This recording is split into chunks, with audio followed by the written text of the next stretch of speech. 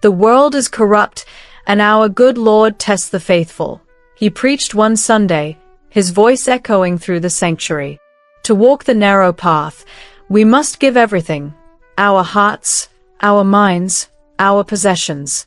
So we shall all be living inside the church, fasting and praying, preparing for the end of times. Only then will we find true salvation. The congregation nodded in agreement, including Michael, who had begun to look to Pastor John for guidance in all aspects of life. But Linda started to notice cracks in the message. "Michael," she said one evening, "don't you think it's strange how much he's asking for? Selling our things, giving up our time, our jobs. It's almost too much." Michael shook his head. "Faith requires sacrifice, Linda. Pastor John says God will reward us."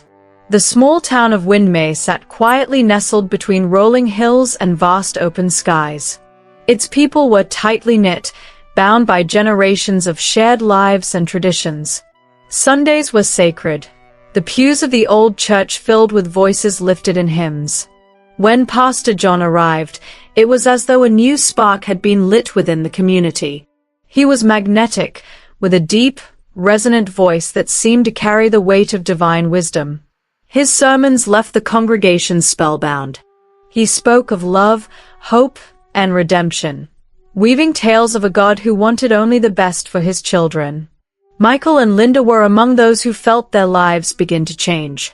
Michael had always been devout, but Pastor John's words reached into him in a way no other sermon ever had. "He's a man of God," Michael said to Linda one evening after church. "You can see it in the way he talks, the way he cares for people, and also he speaks directly to God." Linda, always more cautious, smiled softly. "He does seem genuine. But, Michael, we've seen men like this before. Let's just be careful." In a matter of months, Pastor John's modest church began to grow. People all over the town came to witness the power of a talking God. The old wooden pews were replaced with polished ones, and donations from the congregation allowed for renovations that transformed the humble building into a grand sanctuary. "We are building a house for the Lord, whereby everyone is welcomed, and for those who wants to see God's power into their lives, you will be living here," Pastor John proclaimed one Sunday. The congregation erupted in applause, their faces alight with devotion. Michael and Linda were swept up in the momentum. They volunteered their time and resources, helping to raise money for a dormitory where members of the church could stay to deepen their spiritual journeys. "It feels good to be part of something bigger," Michael told Linda. "We're creating something special here." But as the church grew in size, Pastor John's teachings began to shift. At first, it was subtle. Pastor John spoke more frequently about sacrifice and devotion. He reminded the congregation of the trials of biblical figures and the importance of enduring hardship to receive God's blessings. "The world is corrupt, and our good Lord tests the faithful," he preached one Sunday, his voice echoing through the sanctuary.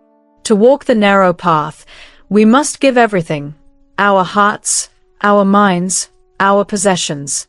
So we shall all be living inside the church, fasting and praying, preparing for the end of times. Only then will we find true salvation. The congregation nodded in agreement, including Michael, who had begun to look to Pastor John for guidance in all aspects of life. But Linda started to notice cracks in the message.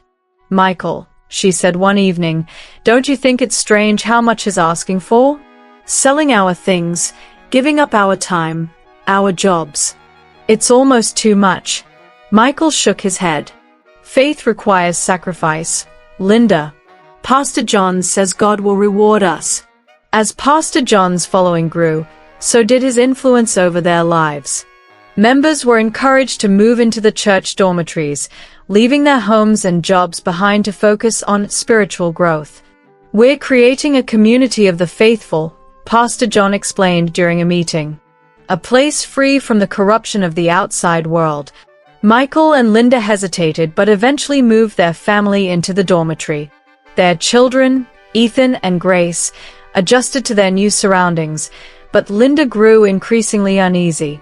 One day, Linda overheard a woman sobbing in the hallway. She approached cautiously. "What's wrong?" Linda asked gently.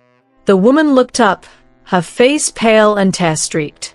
"Pastor John says my husband and I aren't devoted enough. He told us we need to fast for 2 weeks without food or water, but I don't know if I can do it." Linda's stomach turned. Something wasn't right. Is it by force?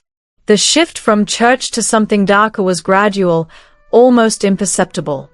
Pastor John's sermons became more intense, focused on suffering as a pathway to God's grace. "God speaks to me," he declared one Sunday, his eyes blazing with fervor. "He has shown me that true blessings come through sacrifice. Deny yourself, and you will be exalted in his kingdom." Weeks-long fasts became routine. Children grew thin and weak, their parents too afraid to question the practices. Congregants who expressed doubt were chastised, told they lacked faith. The weaker the body, the stronger the spirit. "Only through sacrifice can you meet the Lord," he would say. One evening during the usual prayer sessions, a young pregnant lady collapses on the ground. Her husband rushes to her side with concern and fear in his eyes. "Mary, you need to eat something. Look at your situation. I'm sure Pastor John would ask God to forgive you," he said. "No. Pastor John said this is the way. I can do this and God will reward me," she replied, her voice weaker. Linda saw the whole situation and tried to voice her concerns to Michael. "Michael, this isn't a church anymore. This is something else. It's like a cult. He's controlling us." Michael frowned but couldn't deny the growing unease in his own heart. "I don't know, Linda. Maybe you're right. But see how far we have come. I know God will reward us for everything we've worked for. I can feel it." But as time went by, people began to vanish. At first, it was explained as members going on spiritual retreats to deepen their connection with God. But as weeks turned into months, families grew suspicious. One evening, a frantic couple confronted Pastor John during a service. "Where is our son?" the father demanded. "He was with us from the day he joined this church, but ever since you came and took him saying he was chosen by the Lord, you promised we will be back, we haven't heard from him in weeks. What is happening?" Pastor John smiled calmly. "Your son is in the hands of the Lord now. He has chosen a higher path. Be proud of him." The congregation cheered and clapping in agreement, but Michael noticed Linda's clenched fists. "This is wrong," she whispered.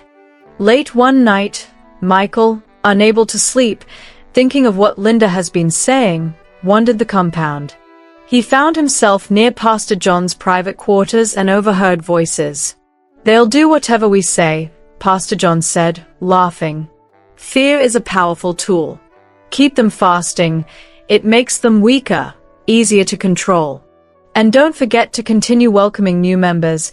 That is where we're feeding." Michael's heart pounded. Everything he had believed in was a lie. He rushed back to Linda, shaking her awake. "We have to leave," he whispered urgently. "This isn't about God. It's about control. We're not safe here." Linda, looking weak and exhausted, replied, "But what if he's right? What if we're condemned if we leave?" "Michael, God doesn't demand fear and suffering. This isn't faith. It's manipulation." Linda hesitates but finally nods. That night, under the cover of darkness, Michael and Linda gathered their children and fled. The next morning, they contacted authorities, sharing what they had witnessed. When police raided the compound, they uncovered horrors beyond imagination. Shallow graves of those who had starved to death, journals detailing manipulation, and evidence of stolen donations from people who sold their household items, houses, quitting their jobs and donating all their life savings were used to fund Pastor John's luxurious lifestyle. He was arrested and charged with multiple counts of murder, fraud, and abuse. As Michael and his family began rebuilding their lives, he reflected on their journey. Sitting on their old couch in their modest home, held Linda's hand, silence crowding the room. Then he decided to speak. "I was blind," he admitted. I wanted to believe so badly that I didn't see what was right in front of me. Faith should never demand fear and suffering. God's love is not about control. It's about freedom and hope. Never let anyone take that from you. Linda leaned her head on his shoulder, smiling. Faith should never come at the cost of our freedom or our lives. We'll never let anyone take that from us again. She spoke. Moral lesson from the story. The story of Pastor John and his followers serves as a stark reminder of the dangers of blind faith and manipulation. It urges us all to question, discern, and protect the sacredness of true belief. Faith is a personal journey. Always question, always discern, and never let fear dictate your belief. Worship wisely. Your faith is precious. Protect it. Hello guys, what lessons did you take home from this story? Let me know in the comment section. Well, if you enjoyed the story, don't forget to give it a thumbs up. Kindly subscribe to my channel for more interesting videos like this. See you soon.